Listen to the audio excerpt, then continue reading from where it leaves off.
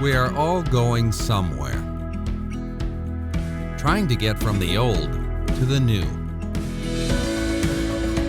in search of the destination that gives us the gift of the journey, to find God and where He's at work in the world and in us along the way. This journey will take you to amazing places. Good morning, everyone. It's great to see you, and I want to say hi to everyone at our sites and venues and online. Have you all taken a road trip yet this summer? Perhaps you have. Road trips are fun, shared experiences that are like no other, and together this summer, we are taking a road trip here at Westwood through this sermon series. What we're doing is exploring significant landscapes in the story of God throughout the Bible and the stories of people who encountered God in those places. Together, we've been in the garden, in the desert. Last week, we stood in the mountain, and this week, we walked through the valley. Our family this summer has been on a few road trips. We've been to Sioux Falls, South Dakota, to northern Minnesota, and even Wisconsin. We've really enjoyed traveling with our kids. They bring backpacks that are stuffed with markers and snacks and books for the backseat and more snacks that end up actually, within 5 minutes of leaving our driveway, smashed into the crevices of the seats in the backseat and on the floor. That content is for a different sermon on patience, but today we're talking about the valley. We've been on road trips with our kids this summer, but Courtney and I also had an opportunity to travel to California. I went to a workshop there. We went together without our kids. Now, our kids are in a season of life where they are asking very interesting questions, and they're learning lots of random facts about very many things. Maybe you've been in a similar season like that, or you have kids right now where the Guinness Book of World Records or the National Geographic's Big Book of Why is their first choice on their nightstand. Our kids love extreme random things and facts. One of the things that they learned prior to this trip about California is that California contains the lowest, hottest, and driest place on the North American continent. Anybody know what it is? Death Valley. That's a picture from Death Valley, the road trip that you can take. It's a lovely place this time of year. Now, our 7-year-old hears the words Death Valley and thinks concretely, and immediately thinks that if you go there, that first word will happen to you, that you'll die. So when we were getting ready to go to California, her 7-year-old brain was trying to compute and distill all the random facts into questions for Courtney and I. And one of the natural questions that came up for her was, are you going to die in California? And I still don't really have a great answer for that question. And I think then they went on to argue about who had the best random fact about the Death Valley place. But what she assumed was that given the extremes of this valley, the worst case scenario could happen. And though Death Valley is mostly void of life, valleys are very much the opposite typically. There's growth all around, with plants and wildlife and a river or stream cutting through it to provide life to everything around it. Now, when we think about our life's journeys and the road map that our journeys have, one of the places that I'm confident that we've been, and one of the places that I'm confident that every one of us will continue to visit is the valley. It's unavoidable in this thing that we call life. Valleys are our low points in our journey, and it's in our valleys that we locate a battle to fight while we're there. It's the same thing that was true for the people of God in the scriptures. And I think because they're low points, sometimes we can consider them to be lesser experiences than the mountain, and standing on the mountain in the joy and the exhilaration that's there. Last week, Laura Gilbertson gave a great message about the mountain. One of the things that she said is that the mountain symbolizes God's greatness for us. And to continue that theme and apply it to the valley reminds us of God's presence with us and how He brings joy, how He brings peace, and how He brings comfort in the midst of those journeys. For more than a decade, I was a student ministry pastor, And much of that time joyfully was here at Westwood. And one of the things that I would have our students in our program do at the beginning of every ministry season with their new small groups and their leaders is do what I call the life chart. And that was to take an 8.5 blank sheet of paper, flip it horizontally, and on the left side of the piece of paper, plot a dot that had their birth date on it. And on the right side of the piece of paper, plot another dot that had the present date on it in which we were having our discussion. And the task was to put dots at all of the highs and lows of their journey from the moment that they entered into this world to the present moment that we were discussing, and then trace that with a line. And all of our life charts looked like seismographs. Because even for teenagers, the ups and the downs have already deeply happened in a lot of different ways. It was a wonderful opportunity for us to get to know each other very, very quickly. What I realized in my own life in those moments, and then also in the lives of our students, is that the low points were the difficult points. They were things and difficulties faced. It could have been moving across the country and leaving everything that they had known up until that point. It could be the death of a loved one, whomever that may have been. It could have been a significant relational conflict that they entered into, or maybe even the splitting of their parents. What we recognize, though, is that in each and every valley in the battle that we faced there, we grew. And those low points were a huge part of what made us to be who we were when we were discussing this task. And that's true for all of us. In each valley, in every battle, we grew. So what would your life chart look like? What would be your plot points? Specifically today, what are the valleys that you've walked through as you've navigated your life? Here's what I don't want you to miss about today's message, and that is this. The valleys that we journey through are fertile for growth because of how God walks us through them. Rich opportunities. Now, throughout the Bible, people encountered valleys, and again, what awaited them in those valleys was a battle to fight. And one of the characters who knew the valley and who knew the battles there quite well was David. David's an Old Testament character that we get introduced to, who eventually was a king.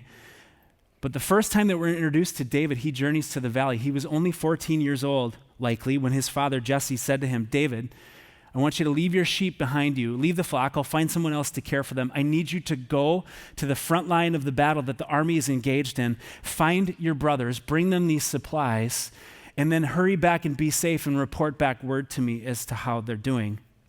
Now, David was the youngest of 8 brothers, and the eldest 3 were with the Israelite army facing off against the Philistines in a valley. So he hastily grabbed the grain and the bread and the cheese for the captain and hurried to the valley which was named Elah. And as he went there, questions raced through his mind. Would his brothers be alive and well? What would be the outcome of this battle?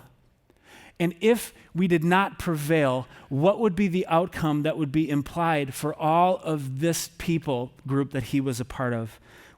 Men, women, children, elderly. These questions likely raced through his mind. When he arrived at the valley, he searched for his brothers, but it wasn't long before he heard the sound. It was a loud, intimidating, booming, and defiant voice that upon the moment of hearing it irritated him to his soul. And this voice said, today I defy the armies of Israel. Who will fight me? The reaction within David was quick and uncontainable. He could not stand for what he was hearing. He began to ask questions of the soldiers that was there. How long has this been going on? Who does this man think that he is? Will anyone stand up to this injustice?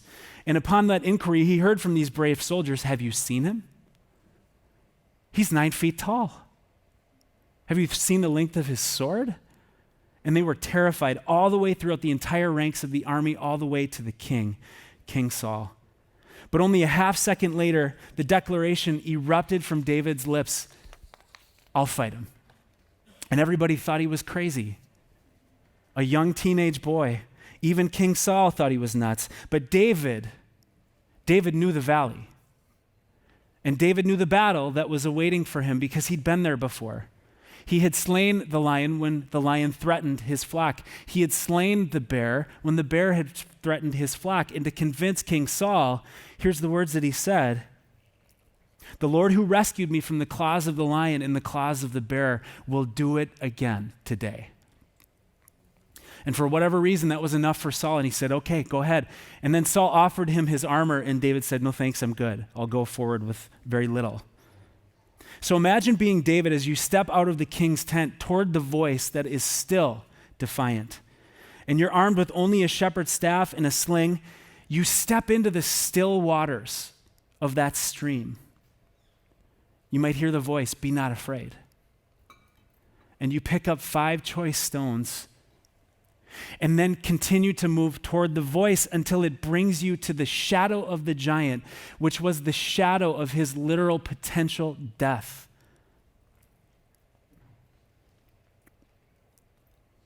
In just a moment, the sling would come around and that stone would go forward and that giant would fall. With one stone. This was not the first valley that David walked through, not the first battle that he faced, and it sure was not his last.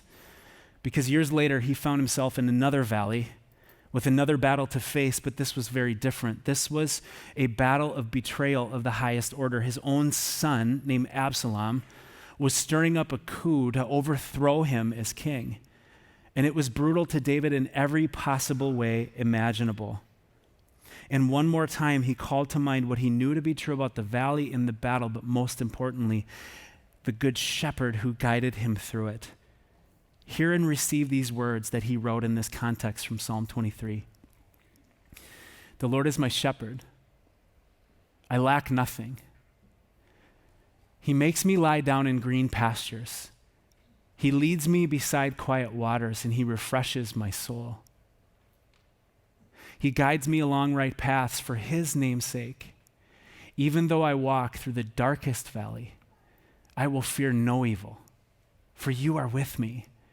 Your rod and your staff, they comfort me. You prepare a table before me in the presence of my enemies. You anoint my head with oil. My cup overflows. Surely your goodness and love will follow me all of the days of my life, and I will dwell in the house of the Lord forever. Now, as David wrote this psalm, remember he was a shepherd, but he placed himself in the position of being a sheep in the flock of the good shepherd, with God being that good shepherd. The Bible, interestingly enough, across the expanse of it, refers to us human beings as sheep hundreds of times because we're a lot like sheep as it relates to our journey. Interestingly, in verse 1, there's this little phrase, he makes me lie down. Now, I learned a lot more about sheep this week than I thought I would or really wanted to. And a discovery, as I was working with some folks, was that sheep don't lie down easily. It's kind of a little interesting fun fact. Maybe I'll share that with my kids later. I don't know. But there's 4 primary reasons, according to an article that I found, of why sheep don't lie down. And interestingly enough, as it parallels to our journey through the battle in the valley, we find similarities to what we face and why it's hard for us to receive the peace that God gives to us. Number 1, sheep will not lie down and receive rest if they are afraid. Sheep are fearful animals, and a whole herd of them will bolt if one even thinks that they have seen the potential threat of a predator. Now, the battles in our lives that we face in the context of the valleys that we walk through produces fear.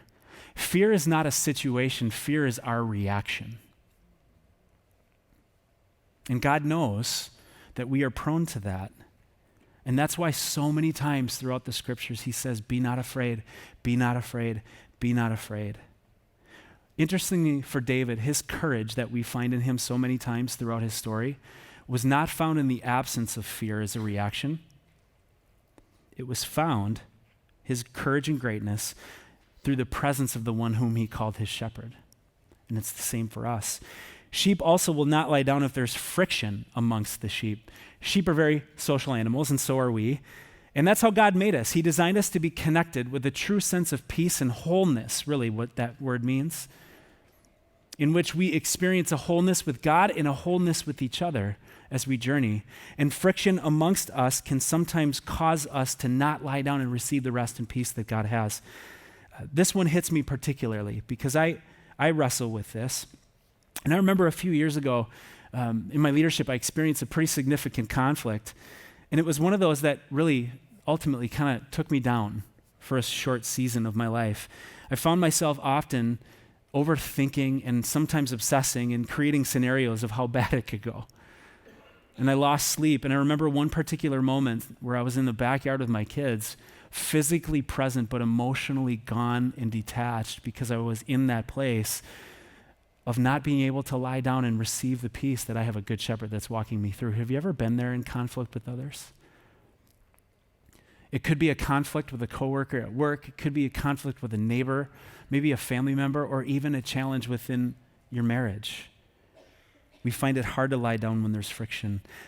Sheep also have a hard time lying down when there's troubles. Now, troubles for sheep are defined as biting flies and bothersome insects. But let's go with a parallel. As we parallel that with the experience of our lives, there's troubles every day. In fact, Jesus himself says you will have troubles that you face. And our troubles some days can be as simple as how do we get our kids back and forth from the activities amidst all we're trying to do, and as deep and challenging as how do I find healing for this illness that I never expected to be diagnosed with. Some seasons of our lives, troubles are very hard to find. In other seasons of our lives, within 5 seconds of waking up in the morning, it is the first crushing thought that's on our minds. Have you been there in that valley? Lastly, sheep have a hard time laying down to receive rest if there's scarcity amongst them, particularly for them if they're hungry or even anxious about food, they will not rest. And I think for us, as it relates to our journeys, there's likely many times where you've experienced the thought is what I have or who I am enough? Is God really providing? Is he that good? Maybe for you even right now it feels real scarce and you're wondering perhaps across a various swath of definitions, will you be able to make ends meet? Rest comes because of the shepherd. Rest comes because of the shepherd dealing with the threats that cause fear, the friction amongst the sheep, the bothersome trials and the scarcity that we face. And as David wrote Psalm 23, he recalled that the good shepherd indeed does that for him every day, and it's the same truth that you and I live through. So about the shepherd, what we learned from Psalm 23, I think, is a variety of things, but this is a valley passage, my friends. When you are in the valley, this is a passage for you.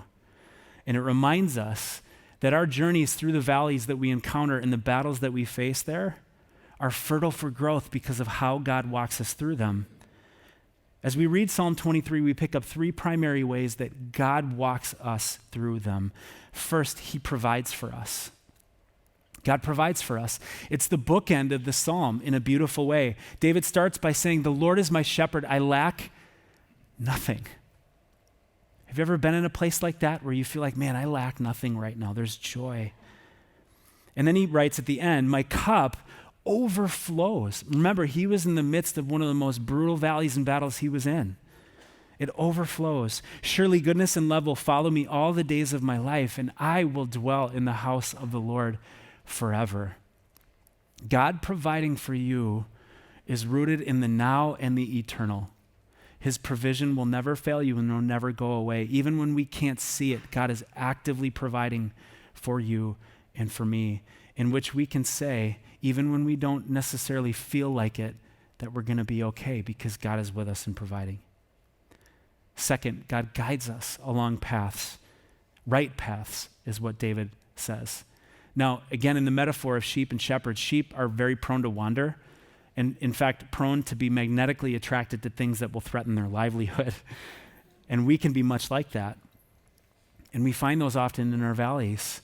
When we're engaged in the valley in the battle, sometimes we don't know what to do. And yet, there's God prompting us, giving wisdom that is not our own, to know what to do next through the still small prompters that are within our soul. Sometimes even sending us people to be his voice for us, to make sense out of the valley that we're in and receive that guidance to just take the next step that would be the right one for us. God guides us on the right path, his path, which is our best path. And then thirdly, what we hear from Psalm 23, this valley passage, is that God walks with us. He walks with us. And what this means is protection. Hear those words again from Psalm 23 that David wrote. I will fear no evil, for you are with me. Your rod and your staff, they comfort me. Now, the rod and the staff was used by shepherds for two primary purposes. The first purpose was protection. It wasn't uncommon for a predator to come and threaten the flock, and the shepherd would use that rod to either chase away or wound the predator so the predator could not inflict damage or kill the sheep and threaten them. The staff was meant to pull the sheep together. That's the second purpose, to pull the sheep together closer to the shepherd and to each other where there is refuge, where there's strength with the shepherd and each other. And that's the way that he walks us through. My friends, if you find yourself in a valley today, I want to say very clearly to you that you are not alone. Even though it feels like it right now, perhaps, you are not alone, and you are never alone, because you have a God who is with you all the time when you know it and when you don't. You have a God that is for you, and you have a God who knows you in your valley, in your battle, in your situation, and who you are better than you and I know it ourselves. You are not alone. This valley, in this battle that David faced in particular when he wrote these words, was really bad, and he thought he was done. In fact, he felt like he was going to die. But once again, he recalled what was true about God, and it's the same thing that you and I live into. How do you need the truth that God is actively your good shepherd today? Maybe you're in a valley right now. Maybe you've been in one recently, but what's true again for us is that we are going to face many in the road that's ahead of us. How do we navigate them when we are in those places? Again, the valleys of our journey are fertile for growth, when we're there because of how God walks us through. And my deepest desire today is that you would walk out of here a little bit more alive in the truth that God is your shepherd and that he's walking you through your valley even right now. So I want to just ask the question, how do we do this well? With a play on the theme of road trip. And the question is this: what do you need to pack for a trip through the valley? Let me just, as an aside, ask you, what kind of packer are you for trips? If you're on a plane, are you the kind of packer that's able to just rock and roll in a carry-on, no worries? Or are you the person who frantically orders a luggage weigher from Amazon.com so that you're not 51.7 pounds? You got your strategy. I mean, I know you're pulling things out. We do that all the time too, to put things into your carry-on. Sometimes we overpack. Personally, I know that just about every trip I've taken, I've not needed everything that I brought. And the point here is simplicity. Because for a trip through the valley with God, it's very simple. It's just two things. It's trust and it's patience. It's trust and it's patience. You don't have to pack a lot. I want to talk about trust first. Trust is really important for the valley of our journey because the valley gets really foggy. We don't really know what to do as we look out of the windshield, so to speak, into what's ahead of us. And we can easily lose sight of the truth that we've just heard over the last 20 minutes. God calls us again in a passage that is memorable in Proverbs 3:5-6, to trust in the Lord with all of your heart and lean not on your own understanding. In all of your ways, submit to him, and he will what? Make your path straight. He will level your path. He will smooth the obstacles, and it will be his path, which is our best path. But I do want to acknowledge this. When I've been in the valley and when I've been in the battle, trust is not easy to come by. It's just not.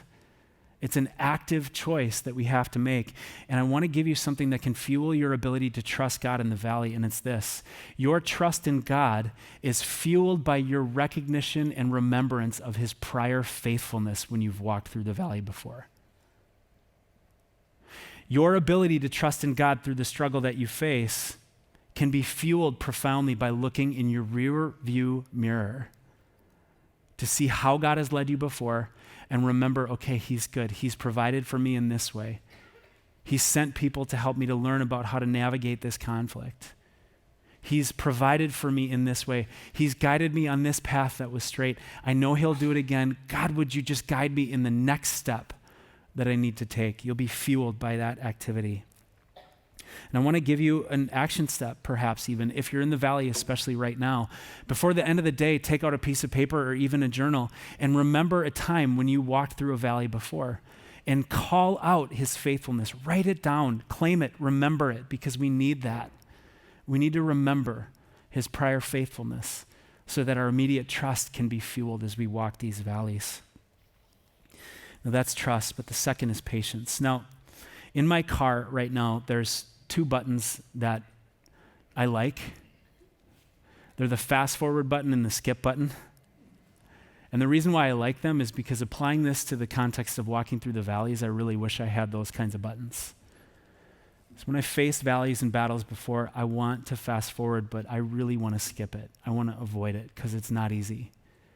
But here's the unfortunate thing about walking through valleys. There's no fast forward button. There's no skip button. But there is a shepherd who walks with you. You can't rush or skip a trip through the valley. I think there's a whole lot of wisdom in books that have been written for kids. And over the last 9+ years, Courtney and I have been reading a lot to our kids. We're hearing from them now more than we are reading to them, which is a new part of our journey. But I've been impacted by a few books in particular, and one of them around this topic is a book called Going on a Bear Hunt. It's a curious story of 2 young parents who, with all 4 young, vulnerable children, set off on a bear hunt, unarmed. The foolishness of the story in the plot is not necessarily the focus. The focus is the obstacles that this family faces. Long, wavy grass, a big, long prairie, a deep, dark forest, a swirling, whirling snowstorm, and then the cave that they find the bear in. And there's this same cadence repeated every obstacle that they face. Can't go over it. Can't go under it. Have to go through it. And the same is true for the valleys that we walk. But here's the beautiful thing, friends. Again, you are not alone. I am not alone. We have a shepherd that walks with us. We have a shepherd that guides us on the right path. And we have a shepherd that provides us everywhere. As we walk the valley, they're fertile for growth. We grow in our faith, we grow in our character, and we grow in strength in ways that are irreplaceable in any other context. So if you and I were meeting now here in my office at our Chanhassen campus, and I asked you to do that life chart journey, take a sheet of paper, flip it horizontally, and plot out all the ups and the downs of your journey, what defines your low points? What have been your valleys? What are your valleys right now? What's the battle there?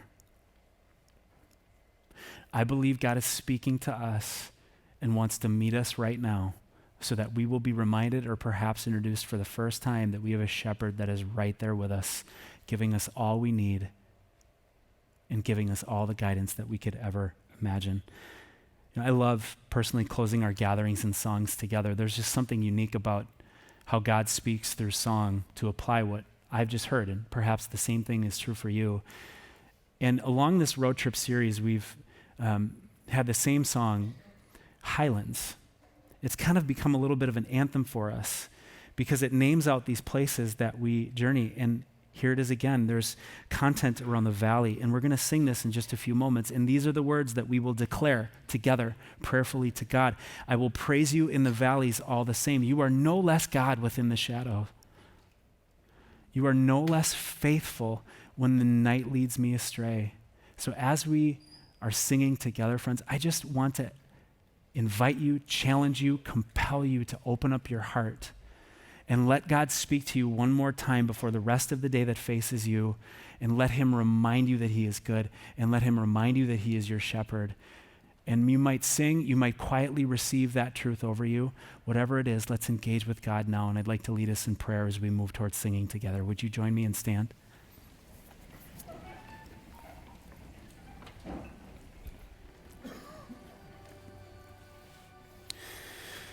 Lord, you are our shepherd.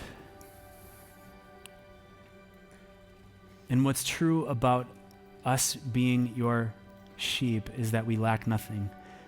God, help us to see that. We need your help with that today. We need your help to be able to recognize how you're walking with us, protecting us. We need your help to recognize how you're guiding us along right paths. God, reveal yourself to us and show us what right next step to take. And God, we need to be just reminded that you're right there. So would you do that now?